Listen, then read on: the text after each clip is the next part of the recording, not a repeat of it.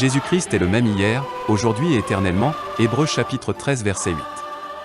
Lettre circulaire 19. Septembre 1979. Je vous salue tous affectueusement, au nom du Seigneur Jésus-Christ, par cette parole de Jérémie chapitre 17, versets 12 à 18. Il est un trône de gloire, élevé dès le commencement, c'est le lieu de notre sanctuaire. Toi qui es l'espérance d'Israël, ô Éternel. Tous ceux qui t'abandonnent seront confondus. Ceux qui se détournent de moi seront inscrits sur la terre, car ils abandonnent la source d'eau vive, l'Éternel. Guéris-moi, Éternel, et je serai guéri, sauve-moi, et je serai sauvé, car tu es ma gloire.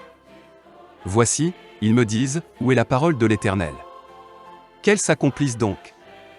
Et moi, pour t'obéir, je n'ai pas refusé d'être pasteur, je n'ai pas non plus désiré le jour du malheur, tu le sais, ce qui est sorti de mes lèvres a été découvert devant toi. Ne sois pas pour moi un sujet d'effroi. Toi, mon refuge au jour du malheur. Que mes persécuteurs soient confus, et que je ne sois pas confus, qu'ils tremblent, et que je ne tremble pas, moi. Fais venir sur eux le jour du malheur, frappe-les d'une double plaie. Que le Seigneur fidèle veuille bénir sa sainte parole, si riche en consolation pour chacun en particulier. Que l'Esprit de Dieu rende glorieusement vivante la parole dont chacun a personnellement besoin. Dans ce texte, nous soulignerons que le trône de gloire a été établi sur la terre comme un sanctuaire parmi le peuple de Dieu. Les Juifs priaient le seul vrai Dieu au lieu même que lui avait choisi pour cela. La parole de l'homme est faible, elle est facilement renversée, mais la parole de Dieu est puissante et efficace, elle édifie. Consolation et espérance, foi et assurance jaillissent de la parole de Dieu. Le Seigneur est l'espérance d'Israël. Il est l'unique espérance de l'Église. Quiconque l'abandonne sera confondu, et le nom de ceux qui l'abandonnent sera écrit sur la terre dont ils ont été tirés. Alors que ceux qui sont nés de Dieu ont la certitude d'avoir leur nom écrit dans le ciel. Dans son étude sur l'Épître aux Hébreux, Frère Branham enseigne qu'un enfant de Dieu né de nouveau ne peut pas tomber dans le péché d'incrédulité. Comment quelqu'un qui est né de Dieu, et qui porte en lui la semence de Dieu, pourrait-il renier ce qu'il a expérimenté et vécu? Cela ne signifie pas que nous marchions sur cette terre sans faute et sans péché. Mais c'est dans la foi que nous regardons à l'agneau de Dieu, à notre Seigneur, lequel est devenu notre intercesseur. Si toutefois l'ennemi nous a battus, nous nous écrions avec le prophète, « Guéris-moi, Éternel, et je serai guéri, sauve-moi, et je serai sauvé, car tu es ma gloire. » Dieu n'est pas un homme pour mentir, il n'est pas dépendant des circonstances. Il est haut élevé, et cependant, il n'est pas indifférent, il ne peut être surpris en rien, et il n'est pas nécessaire qu'il réexamine la situation. Il connaît déjà la fin avant le commencement, et il sait tout ce qui se passera entre-temps. Avant que nous existions, chaque jour de notre vie était devant lui. Mais nous devons apprendre à faire silence, et chercher à percevoir la volonté de Dieu. Lorsqu'une période arrive à sa fin, alors la suivante commence. C'est ainsi que l'œuvre de Dieu avec l'Église ne se terminera qu'avec l'enlèvement de celle-ci. Le Seigneur a élu Israël et l'Église. Il a pris la responsabilité de leur destinée. Celui qui se confie en lui sera toujours à nouveau fortifié dans sa foi. Le chemin d'Israël et de l'Église passe par des hauts et des bas, et c'est également ce qui se produit dans la vie des serviteurs de Dieu et des croyants. Nous savons cependant en qui nous avons cru, et qui il est, car c'est lui qui nous a élus avant la fondation du monde. Israël, en tant que peuple élu de Dieu, était dès le commencement la cible des plus cruelles attaques de l'ennemi. Pour tous les prophètes, pour le Seigneur Jésus et pour l'Église du Nouveau Testament, c'est exactement pareil. À l'heure de l'épreuve la plus grande, Satan est même venu à Christ avec la parole de Dieu, lui qui était la parole. Cependant, son intention était de le terrasser lorsqu'il lui dit, « Il est écrit ». Celui qui emploie la parole de Dieu pour abattre quelqu'un ou le détruire se trouve sous la même influence, car l'ennemi est venu pour détruire et faire mourir. Mais Jésus, qui est la parole, est venu pour que nous ayons la vie avec abondance. À l'heure de l'épreuve, on apprend à connaître les hommes tels qu'ils sont. Ceux qui ont une piété religieuse ont toujours et partout une citation biblique sous la main, mais qui donc se demandent ce que Jésus aurait fait, ce qu'il aurait dit et comment il aurait agi? En toute chose, nous pouvons nous écrier, « Reconnaissez que le Seigneur conduit merveilleusement ses saints. » Par la grâce de Dieu, celui qui a été lavé dans le sang de l'agneau se trouvera dans le groupe de ceux qui sont revêtus de blanc. À la fin sera révélé que tous les rachetés entreront dans la gloire en vainqueurs et triomphateurs avec leur libérateur. Nous pouvons chanter avec le poète, « Souvent je me suis plaint lorsque les ruses de Satan me frappaient, maintenant, j'étreins celui qui a porté mes péchés. » Une fois, quelqu'un a écrit, « Quand Dieu veut faire quelque chose, il laisse venir des difficultés, s'il veut faire de grandes choses, il nous conduit dans une situation impossible. » Jérusalem a été détruite plus de 30 fois par les puissances ennemies, et aucune autre ville sur la terre n'a dû subir un tel sort. Cependant, à la fin des temps, cette ville élue de Dieu se trouvera rebâtie, et elle sera un témoignage pour tous les peuples que la parole de Dieu est vraie. De même, aucun autre peuple n'a dû suivre un chemin aussi difficile que le peuple élu de Dieu. C'est conformément aux promesses que le Seigneur l'a rassemblé et l'a établi dans son héritage légitime. L'Église, elle aussi, a dû passer par bien des tempêtes, elle a suivi un chemin difficile, elle a souvent été détruite par les forces de l'ennemi, et cependant, à la fin, elle sera édifiée sur le fondement des apôtres et des prophètes, et elle se tiendra là comme un témoignage vivant. Ce n'est que là où Dieu a l'intention de faire quelque chose de particulier, là où il s'agit de la réalisation de ses promesses, que l'ennemi frappera de toutes ses forces. Il veut faire échouer et détruire les intentions et les desseins de Dieu. Cependant, notre Seigneur est le maître de toutes les situations. Il réalisera ce qu'il a arrêté, et il accomplira merveilleusement son œuvre. Le prophète Jérémie s'avançait sur un chemin difficile, mais il s'écria, « Et moi, pour t'obéir, je n'ai pas refusé d'être pasteur. » Il y a là une pensée très importante, car il savait qu'il avait été établi par Dieu dans le service divin. Ce n'est pas son ministère de pasteur qu'il voyait, mais bien le fait qu'il avait été établi sur le peuple de Dieu par celui qui l'avait appelé à ce ministère pour qu'il l'accomplisse. Celui qui se s'est appelé ne peut se soustraire à son ministère. Puis il dit encore, « Je n'ai pas non plus désiré le jour du malheur, tu le sais. » Certainement que cet homme de Dieu a exprimé ces deux choses du fond de son cœur. Qui donc peut désirer le jour du malheur? Seul le Seigneur a une vue d'ensemble. Ceux qui ont été établis par les hommes peuvent aussi être écartés par eux, mais ceux qui ont été établis par Dieu ne peuvent être écartés par les hommes. Au chapitre 20, verset 9, Jérémie dit, « Si je dis, je ne ferai plus mention de lui, je ne parlerai plus en son nom, il y a dans mon cœur comme un feu dévorant qui est renfermé dans mes os. Je m'efforce de le contenir, et je ne le puis. » Personne ne peut mesurer ce qui est lié à un appel divin, comme Jonas, on voudrait s'enfuir et, lorsque les épreuves et les difficultés arrivent, se laisser volontairement jeter par-dessus bord. On donnerait volontiers sa place à quelqu'un d'autre. Cependant, cette parole demeure, car Dieu ne se repent pas de ses dons et de son appel, Romains chapitre 11 verset 29. Ni Israël, ni l'Église, ni les prophètes, ni les apôtres, ni quelque autre serviteur de Dieu ne peuvent déterminer eux-mêmes à l'avance leur chemin. Personne non plus ne peut former de jugement sur le serviteur d'un autre ou s'ériger en juge le concernant.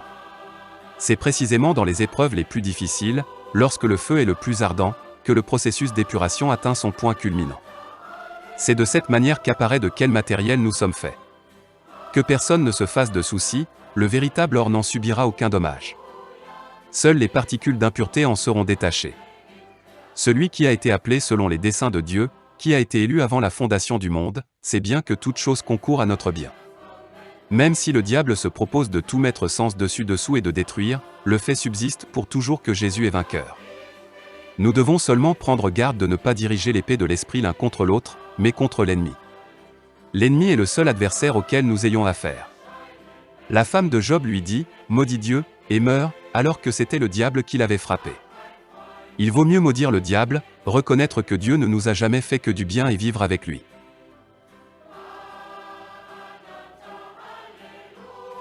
Aussi sûrement que Dieu nous a tout à nouveau fait don de sa parole au travers d'un prophète puissamment confirmé, tout aussi sûrement nous aidera-t-il et nous conduira-t-il à la perfection. Il peut y avoir beaucoup de courants différents sur le marché chrétien, mais ceux qui ont été appelés par Dieu sont ceux qui écoutent la voix de sa parole révélée pour ce temps. Nous sommes tellement reconnaissants au Seigneur de ce qu'il se soit choisi un petit troupeau, et de ce que nous puissions en faire partie par sa grâce. Comme nous venons de le mentionner, nous reconnaissons, aussi bien dans l'Ancien que dans le Nouveau Testament, que la colère de l'adversaire s'exerce contre le peuple de Dieu, et plus particulièrement contre ceux que Dieu a établis pour le diriger. Paul écrit dans Éphésiens chapitre 6 verset 12, « Car nous n'avons pas à lutter contre la chair et le sang, mais contre les dominations, contre les autorités, contre les princes de ce monde de ténèbres, contre les esprits méchants dans les lieux célestes. » C'est la raison pour laquelle précisément nous devons revêtir les armes de Dieu afin de pouvoir résister dans le mauvais jour.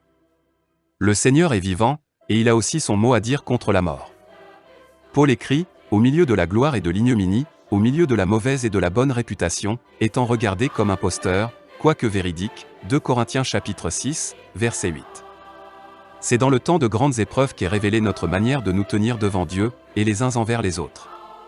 Nous nous trouvons peut-être placés maintenant au commencement d'une nouvelle époque. Après tout l'enseignement et la profonde introduction que nous avons eue dans le dessein du salut de Dieu, nous devrions être capables d'endosser une plus grande responsabilité. Les âmes qui font véritablement partie de l'époux se rejoindront dans leur amour pour l'époux. Il devra y avoir parmi les élus une communion opérée par l'Esprit. Nous devons être une sacrificature royale capable de présenter des sacrifices spirituels, des hommes qui se tiennent à la brèche pour intercéder et recevoir la réponse divine. Christ, bien qu'il fût notre Seigneur et notre Roi, dut se présenter lui-même en sacrifice, non selon l'ordonnance charnelle d'Aaron, mais en tant que souverain sacrificateur selon l'ordre de Melchizedek. Parce qu'il a été tenté en toutes choses comme nous, il peut intercéder en notre faveur. Il prit sur lui toutes nos fautes et nos péchés, les porta à la croix, là où le sang de la réconciliation coula pour le pardon de nos péchés. C'est ainsi que nous aussi, en tant que sacrificateurs des âmes, nous voulons venir à la croix avec nos besoins et ceux des autres, afin de les déposer là où le Seigneur les a portés lui-même. Il faut que la croix, avec sa signification, soit journellement présente tout à nouveau devant les yeux des croyants. Paul disait, « Je meurs chaque jour ». Ce n'est que lorsque notre cœur est rempli de l'amour pour notre Sauveur que nous pouvons intercéder de la bonne manière les uns pour les autres.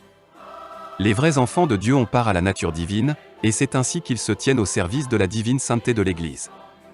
Il faut arriver à une pleine harmonisation de l'Église avec le Seigneur. Il ne peut accomplir aucun ministère tout seul, car étant la tête du corps, il a besoin de ses membres. Il a besoin du corps. L'ensemble du ministère de notre Sauveur doit se poursuivre au travers de l'Église. Nous devons comprendre pleinement quel est le mystère de Christ et de son Église. Le Seigneur produit un plein accord avec lui, avec sa parole, avec son action parmi tous les membres de son corps, et il prend la première place.